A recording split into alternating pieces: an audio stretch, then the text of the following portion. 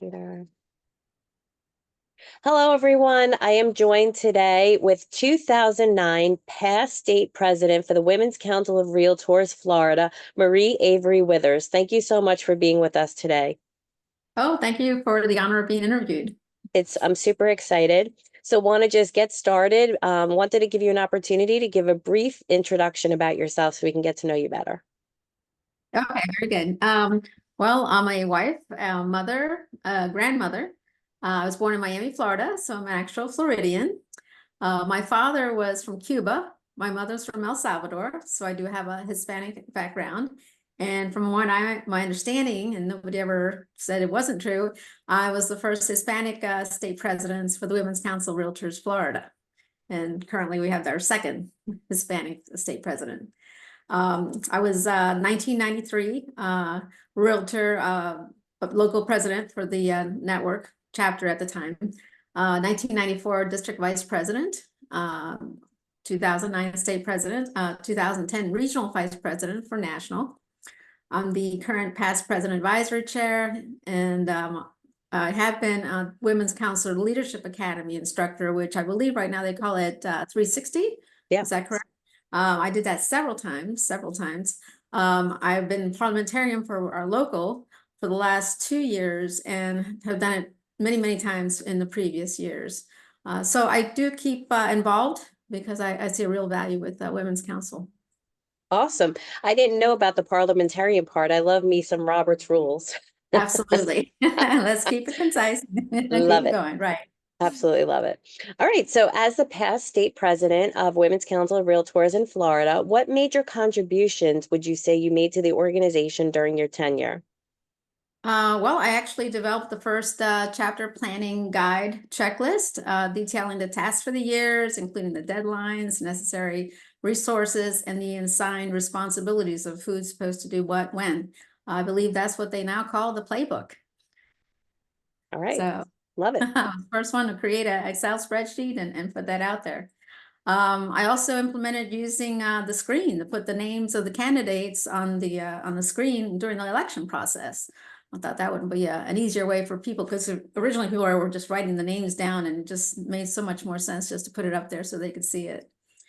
As Secretary of State, I mistakenly forgot to print all the agendas for all of the seats and the whole rooms, and consider it back then, we had about 2,500 members, and we had a large gathering of people that came to those meetings. So that was a lot of agendas. Well, I forgot, and then I found out that nobody even missed them, and I saved some trees in the process. So Great. I also think that I was the first president to use a teleprompter at the installation. I don't think anybody ever used that before. So I tried to lean on the technology. Great. So we're there, I mean, you discussed a little bit of this, but if you want to elaborate any more, were there any significant initiatives additionally that you launched during your presidency? And which do you believe has had the most lasting impact in our state in terms of success? I think the chat, what we call the chapter, I think the chapter plan guide, because people had like you're supposed to do this by then, but then it was a confusion about who did what when, who reported to who. It just made it much clearer, more concise, and of course it's been developed beautifully since then. It's been it's had different versions created, but I think that's really helped. Having a playbook that you can just follow easily, quickly, and understand, dates and deadlines and everything. I think that was one of my major things. I totally agree. It's very resourceful. Okay, so let's move on. So how would you describe your overall leadership style, and how do you think maybe it differed from some of your predecessors? Okay, well, I'm highly pragmatic, and I get to the point.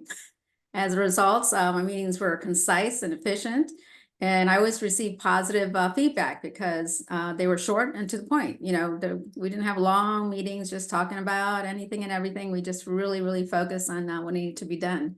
Also, I remember when I was state president, we had a lot of committees, and we would visit, committee to committee, just, for a few minutes, listen to what they were doing, and then move on to the next one. So I was in one of the committee meetings, and they proposed an idea that they wanted to propose to another committee. So instead of waiting for them to report it at their governing board and then having maybe another year before it was implemented, I left the one committee, I went to the other committee, I presented the idea and I got their input, went back to the first committee and they implemented the idea and we got things done. So it was like a get her done, like, let's not delay, let's get things done. So I was also very, very hands-on with our board, our governors, and our district vice presidents, and our local presidents. I spoke to all of them during my tenure as president. Fantastic. Yeah, So what and types? I think because of that, we Yeah, were go. actually awarded the state chapter of the year at national. Because Really yes, awesome. yes, our year we won that. Yeah, we were Super awarded exciting. Well, that. it's great that, all that hard work did get recognized, but not only just on the state level, but, on a national scale is super, super impressive. Thank you. So what types of challenges did you say you faced during your presidency in Florida, if any, and how did you address them? Well, it was 2009, and we had we were feeling the effects from the real estate market crash. The bubble had burst, so there was a lot of challenges financially, emotionally, things were not good. Prices were dropping, calls weren't, buyers weren't calling. So morale was really, really down. So we tried to keep everything very upbeat, and we congratulated the survivors. We'd be like, "We're the survivors," we'd sing, "We're the survivors," trying to keep everybody's spirits up, to hang in there and keep on going. So, yeah, we did have that challenge. Yeah, it's definitely a lot. What was your vision for the future of the council with the state then, and have you seen it continue to play out today in terms of influencing our current programs, policies, and priorities? Okay, so, I'm sorry, say that again. So what was your vision for the future of the council within the state then, and have you seen it played out today in terms of influencing our current programs, policies, and priorities? Yeah, I think the key is always that the leadership bring on new leaders. That's very, very important to truly educate. I think there's always been a focus on being able to give our members the skills and in other words, leaders, they're not, oh, do what I say. It's a team effort, and to continue that team effort, that team input, many do better than just one. So I think they continue to do that. They give us the skills to be professional. I mean, when you think of a Women's Council of Realtors member, you always think of a professional. I mean, some of the non-Women's Council Realtor members maybe don't come off very professional. They don't present themselves that way. So we've always had like a standard, and it's been a very high standard that we've always tried to keep to. Love it. Love it. So mentorship plays a huge role in leadership. So what impact do you believe your personal mentorship has had on the council's members in Florida, fostering growth and development? Okay, well, I feel like I've always been very approachable and I've given up my time to the council. We've had sharing of ideas. It's always been one of the great benefits of being a women's council member. So I've always been available to give my input, whenever asked, to be part of. I'm part of the leadership development committee. We used to have the past presidents committee, which I don't think it's around anymore, but anytime I've been asked, I've always been available to give my input and advice. Yeah, and I love and just as like just a little sidebar, at Leadership Summit last year at the Biltmore, I remember you discussed the history and kind of elaborated, and it really kind of caught my attention because this is all the stuff I love, Robert's rules, history. Right, right, right. But yeah, no, so it kind of really intrigued me, and I was so great, you graciously were able to come to my installation last year, for Yes. this year. And it was just so awesome because I feel like so many times people are part of organizations and they don't realize like why they were even established, why they were even there in the first place. So kind of Right. bringing that into perspective, for whatever reason people get involved in the organization, they should know all that came before them in terms of like why there was a need, what kind of, advocacy were they doing for themselves? I mean, there was a whole purpose and a reason. So I always love hearing about that. And I kind of feel like you were the first person that put all of those things into perspective. And yeah, I just wanted to point that out to any Thank members that are you. listening. Thank Definitely, you. you're a great historian in that regard. So reach out to Marie about this. Absolutely. No, thank you. I appreciate that. Appreciate Uh, that. no, absolutely. So could you discuss any advocacy campaigns that you spearheaded during your presidency in Florida? What was the goal and what was it and was it achieved? Um, as far as advocacy, I mean, we were very involved with a global aspect at that time. We brought in some global education. Our experience at our summit was everything. Just bringing people from all different stages and backgrounds to identify that. So that was one of the things that we advocated for. Right, fantastic. So what key lessons do you think current members in Florida can learn from both the successes and the setbacks that you've experienced in your leadership journey? Okay.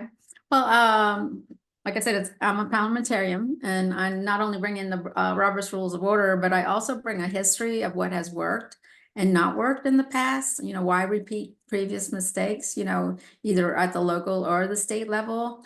It's important for members to be able to rely on each other with advice and counsel when needed, and that's why the word Women's Council of Realtors.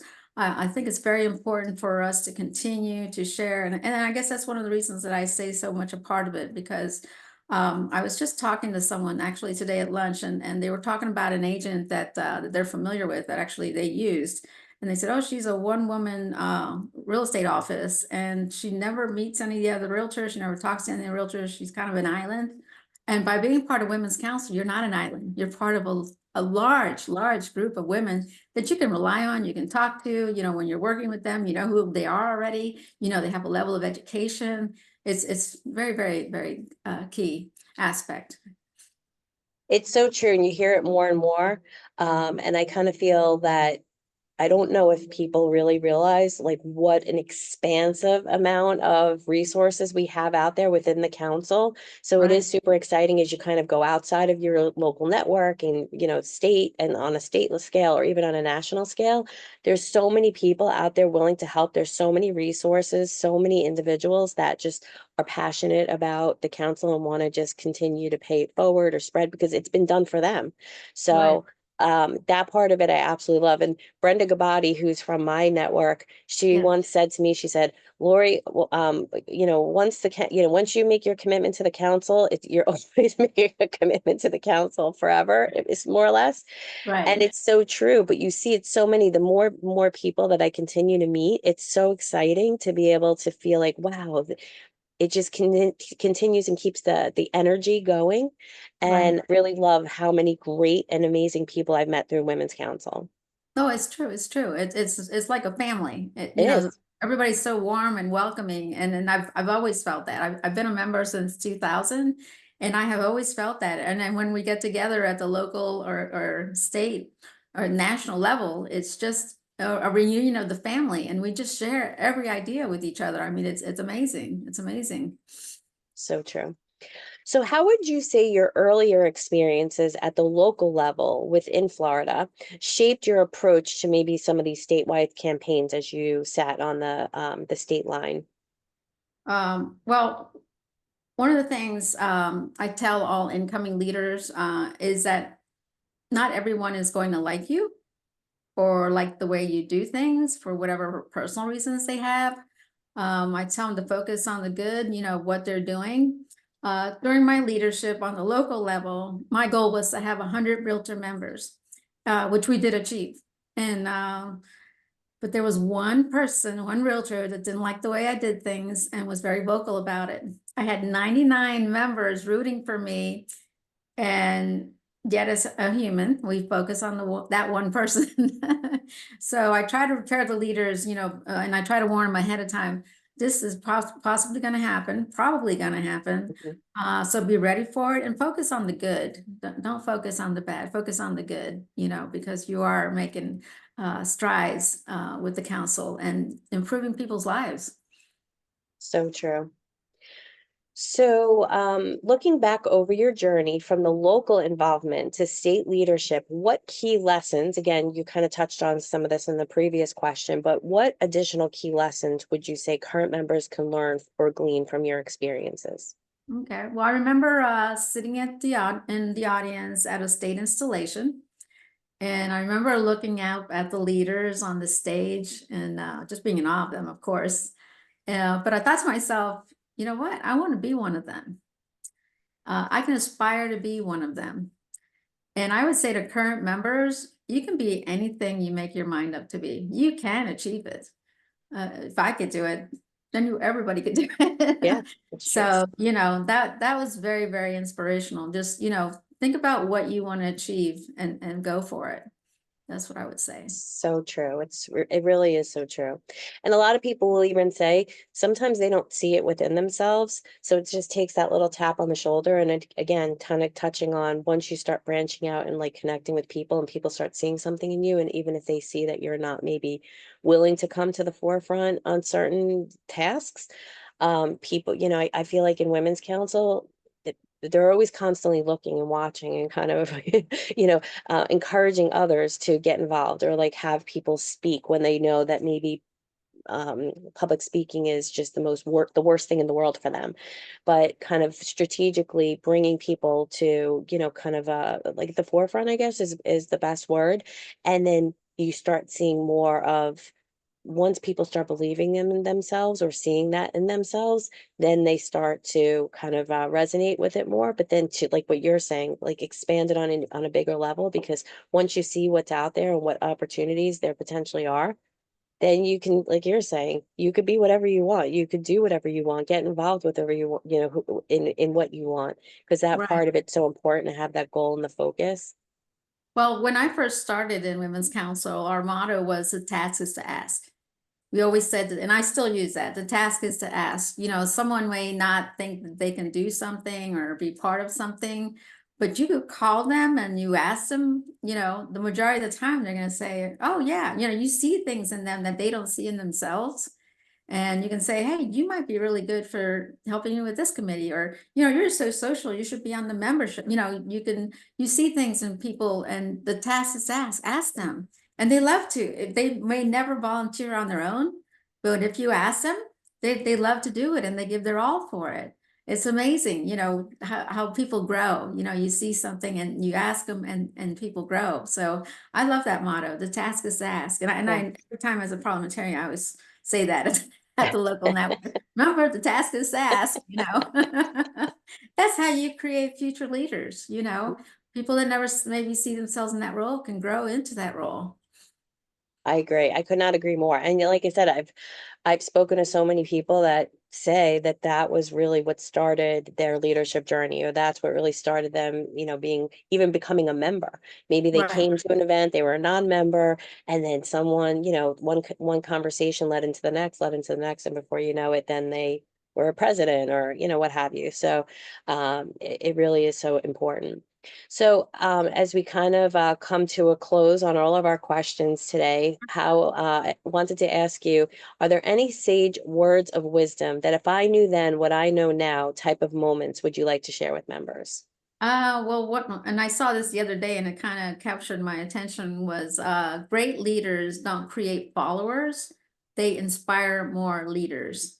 I think that's very key because some people going into leadership roles on the local level think, okay, now I'm the master, you know, I control the Right. network and everything's going to be my way. And the key thing is it's not about them, you know, it's not about them. It's about the network, is about the people in the network. It's about giving the best for them, you know, creating programs and things that's going to bring people to the meetings, you know, to take time out of their busy schedules to attend because you're giving so much value. So the key thing is to focus on the members. It's not a me, it's a team. It's a board with a team effort. So I think that's really very, very important, and that message get across. And I think they really do try to work on that, but sometimes, people need a little tweaking. So true. Yeah. So I think that's very important. So great leaders don't create followers, they inspire more leaders. And I think that's very key. Well, I can't thank you enough for sharing your pearls and words of wisdom with us. It's been such an opportunity, great opportunity to get to know you better for those who don't, already know you. I feel like I've only just gotten to know you maybe in the last, year, so to speak. And now I learned so much more about you today. So thank you so much. I could not thank you. I'm truly appreciative of you spending the time and sharing with us. Absolutely. Thank you. The thing I love about Women's Council is that you make friends for life, really.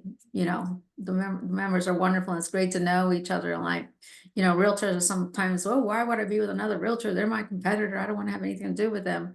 But sharing ideas is so rewarding. It's so rewarding. And I've made so many friends and I'll have them forever. And, we text each other, we talk to each other, and it's very fulfilling. It's a very fulfilling being a member of Women's Council.